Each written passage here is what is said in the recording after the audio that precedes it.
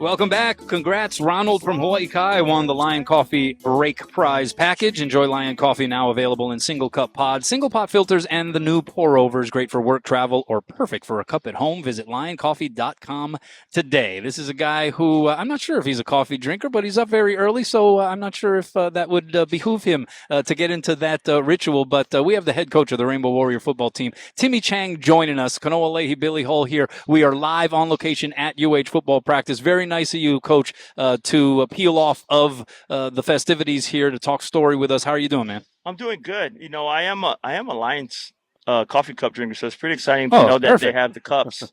Yeah, the macadamia nut is my choice to go to, and so right now I'm stopping at the gas station to go get it on the way in. But yeah, thanks for coming out. It's really exciting. You guys can feel the energy and you guys know the pads are popping and it's ready to go. It's perfect Friday for us here on this beautiful morning here in Manoa. Yeah. How would you assess the way things have gone here in fall camp? You guys are on the eve of what will be your third game simulation scrimmage tomorrow. What are you looking for there? How would you assess what you've seen so far to this morning's point?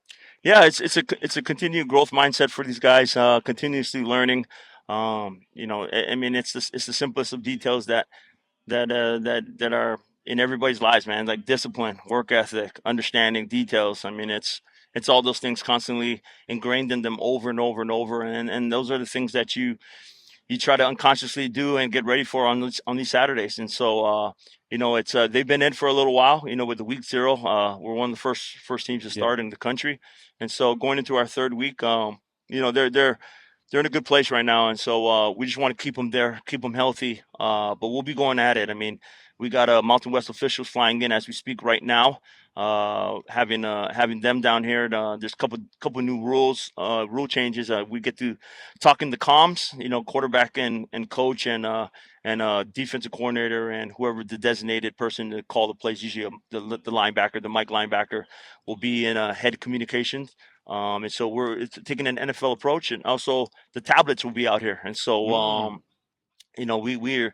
we are the last. I think high school and NFL had it for for years now, and now the NCAA has adopted that process, and so we're going to be going through it tomorrow, and that'll be good.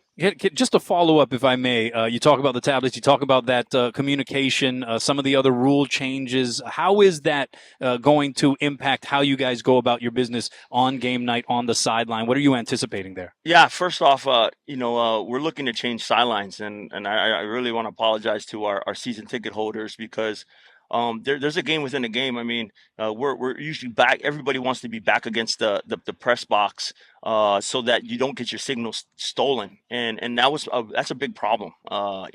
Defenses, offenses are trying to steal signals and know if it's a run or pass, and that's a big tell. And even to the point where you knowing if the play's going right or left with a red wristband or a yellow wristband.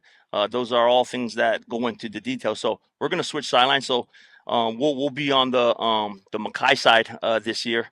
That'll be different for us, but also the communications in and out. And then what if the communications fell? You got to have plans in place. But it seems to be helping us. It's you get to talk to the quarterback all the way up to 15 seconds. And so that all helps, man. I mean, we're planting. I get to plant seeds and reminders in the quarterback's ear. We can get our tempo going a little bit faster. We can get guys in and out. We know exactly what we want to do. But there's also a side where if technology fails, Mhm. you got to be ready for that as well. And so we're practicing all the different scenarios and trying to get prepared. Wow. Coach, I'm really interested. I'm one of those guys where I'm interested in just like the process of everything and just this entire undertaking you've taken on since you first got here a couple of years ago. And so now, the third year of this camp, the third year of coming in here, just can you just talk about the growth of all that and what maybe is different now? What do you like about the fact of where this program has gotten to in your time here?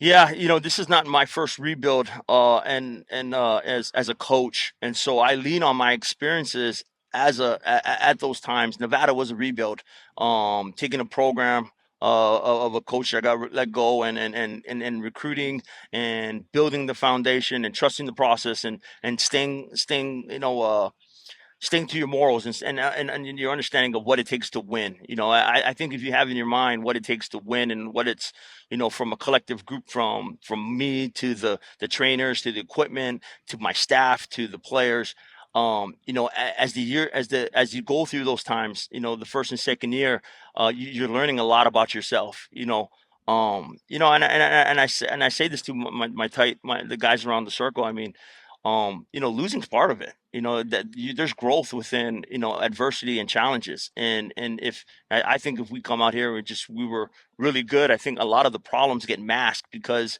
you're not correcting, you mask the problems that are ahead of you. And so, with these guys right now, I think, they're in a good spot, and they're hungry to win, and that's what all these Saturdays are about, is just coming out there, being healthy, having a great mindset, and playing for the guy next to you. Yeah, it's interesting. You mentioned learning to win, and I'm just curious. Last year you guys ended the year winning 3 of your last 4 games, and people like to say that, oh, it's good to get some momentum going in the offseason, but then it's a long offseason. You get out here now, it's a new team, a lot of new faces. But do you take any stock to that? Like, as you come out here, do you think that the way last year ended, do you feel like has helped you at all going into this camp and going into the season? Yeah, 100%, Billy. I think we found a stride right there in November. I think October was really tough for us. At UNLV, and then having to stretch all the way down to San Jose State, New Mexico in there. Those are I mean, that's tough learning for us. And then we started to find stride. We started to find a rhythm. Started to, understand what we needed to do, the toughness, the mindset. It really helped us, and really, this team, the last 2 teams were 3-10 and 5-8, and they haven't seen it done. And so they got to believe, they got to believe that they can win. They got to believe that they're capable of winning. And so those last 3 or 4 games, especially a great Air Force team that came in. I look at Air Force as one of the standards in our conference, and we looked at them early on last year, and they were coming in. They're well coached, they're disciplined, they have a system in place. They believe in their system. And listen, I showed them 18 straight runs in a bowl game against Baylor that they did not stop bringing down the A gap. And if you don't stop it, here it comes. And so that was the standard. And those guys had that in their mind. They had a picture of that. And so when you see them play against Air Force and their capability, I think it gives them some belief. It gives us some belief that our guys can play with some of the top guys in the conference. And so building off of that is really important. It's Let's Talk Sports, live on location here at UH football practice. We're talking with head coach Timmy Chang here on ESPN Honolulu. If you had to pick out a unit that you feel like has been the standout so far through this moment of time in camp, what would be that unit?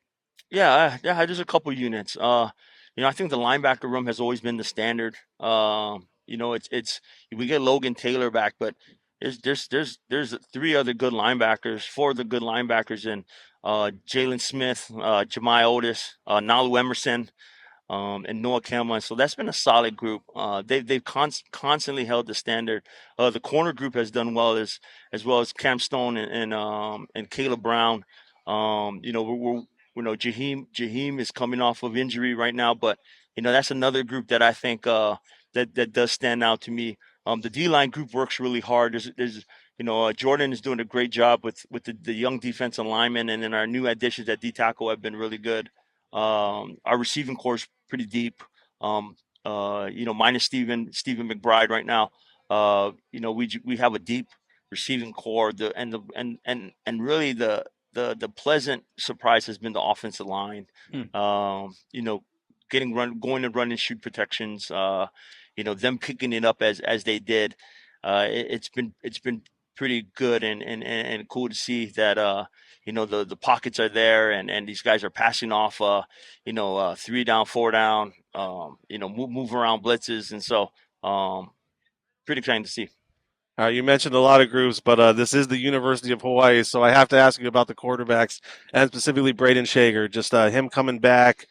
He's kind of had a real attitude. I've heard a couple people talking about in the media interviews that he seems like he's just really kind of comfortable and grown up a little bit. But just Braden Shager, his growth, and just how excited are you to go see what he can do for you this year? Yeah, Braden has has one of the strongest arms I've been around, and so the arm talent is there. The thing that you're going to want to see is the consistency over and over and over. You started to see it again toward those last 4 games, him starting to play at another level, him running the ball, using his legs. He's a big boy too. He's about 215. Um, and really he's going to benefit from Dan Morrison being in the room with him. They have a great relationship. And so uh, I'm excited. I'm excited to see Braden. Braden's gonna, he's gonna get a lot of in this offense and in the state. He's gonna get a lot of questioning and he's gonna get a lot of attention.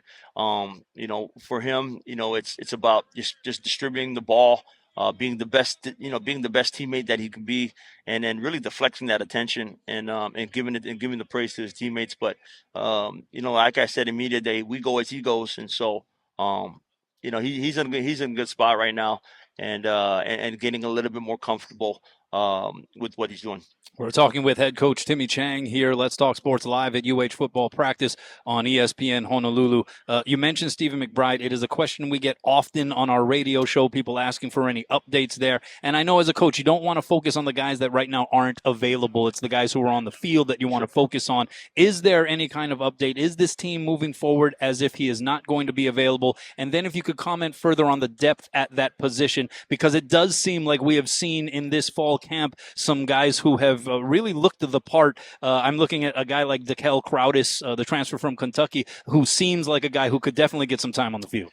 Yeah, with Steven's situation, there's not much we can say right now until we're allowed to.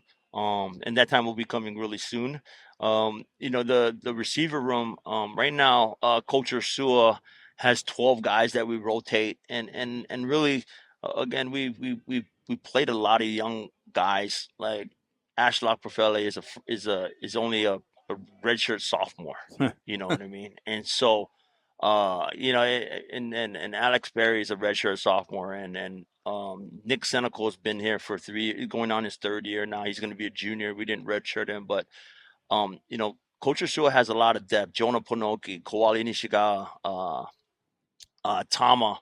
And like you mentioned, we bring guys like Dekel who are highly recruited out of IMG and went to Kentucky and from Lexington, and then all of a sudden now he's like Steven. He gets an opportunity to play in a fun offense for receivers, and he has the ability to do really well. And so there's some depth there, and we just again it's about all those guys just being accountable. Everybody's doing their job, and really just making plays when it comes down to it.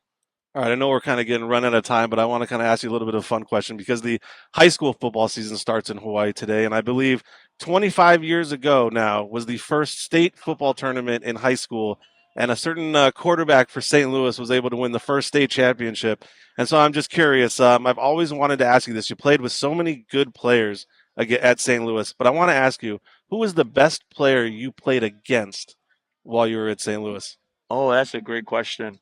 Um, Wow, that is a great question. Kamehameha automatically runs to the top of my list, and Watson Ho'ohuli and Houston Ala and the boys and Future Isaiah teammates of yours. Yeah, and it's funny because we're all and it's kind of like how these boys are. We're recruiting a lot of Hawaii boys, and it's funny to hear their stories that they're all rivals and they're all at each other when they're at Mililani or Lelehua or Campbell and Punahou in St. Louis, and then you put them in the melting pot here at the University of Hawaii, and all of a sudden they're brothers. Yeah. And so it's part of it, but I'm excited. I'm excited. The one thing about Hawaii sports, it's so competitive, and that's why we, as the University of Hawaii football program, we breed off that success. How competitive, how good, the coaching, the parents, how they're into their kids and wanting to be better. Not everybody can play at this Division I level, but because of the bar raised so high, we're able to get really, really, really good players that come out of our great state, and I expect it to be really exciting. There's the Kuku's going to be in the conversation again, because you got to beat the champ, and they have so much talent out there, and they're so well coached, and then there's a whole bunch of other OI teams and ILH teams that are going to fight and vie for the job, and then you got you got the other divisions that have really good teams, and listen, we watch them all, and so we're excited. We're excited to see, and there's so much great talent. The quarterback play is going to be really good with these guys out here, and can't wait to watch them go at it this weekend. Yeah, I know you'll be watching the prep talent very closely as the head coach of the University of Hawaii. Timmy, we can't thank you enough for making time to talk with us. Thanks for letting us set up here at practice. Good luck in the game simulation tomorrow, and in 2 weeks' time, we'll be kicking off against Delaware State. We wish you the best, man. How exciting. Thank you, guys. All right, take care. Thanks, Timmy Chang, Timmy. head coach of the Rainbow Warrior football team.